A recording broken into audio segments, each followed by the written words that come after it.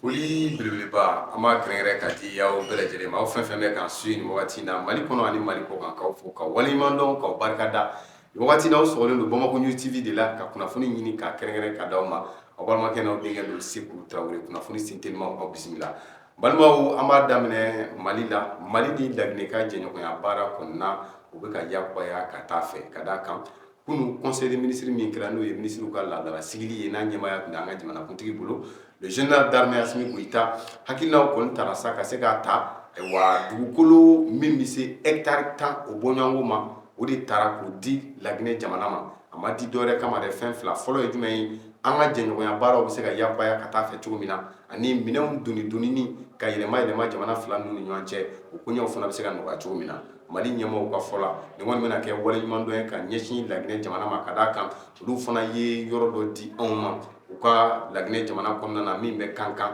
cogo min na Mali ka doniw mana se port la u bɛ se ka lasago ka ɲɛ yanni u bɛna waati cɛ an ka jamana kɔnɔ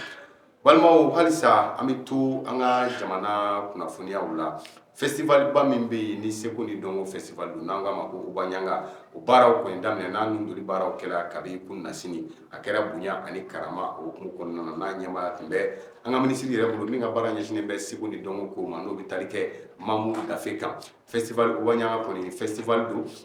min bɛ kɛ sababu ye an ka Seko ni Dɔnko walew ka se k'olu don ba la kosɛbɛ wa fɛn caman bɛ kɛ a kɛnɛ kan k'a daminɛ dɔnkili ni dɔnsenw na ka taa se donfiniw ma ani an ka laadala fɛn caman bɛ yen olu bɛɛ lajɛlen bɛ feere a kɛnɛ kan n'an bɔra yen an bɛ taa Niger jamana kɔnɔna na bi sɔgɔmada joona in kɔnɔna jarawulikɛlaw n'o bɛ tali kɛ maajuguw la tero olu ye bingani wale dɔ ta ka se ka Niger olu ka pankurunjigi kɛnɛba ka u sɛgɛrɛ nka ka kɛɲɛ ni Niger finitigilakaw ka wulikajɔ n'u ka cɛsiri ni baara ɲɛdɔn ye o kɛra sababu ye gɛlɛya foyi ma se ka aéroport sɔrɔ wa maa minnu kɔni kɛra walejugu in kɛbaaw ye olu caman bɛ yen tɛgɛ dala olu kan wa ɲɛɲiniw bɛ senna cogo min na maa minnu dogolen bɛ a ko kɔfɛ halisa ka se ka olu dɔn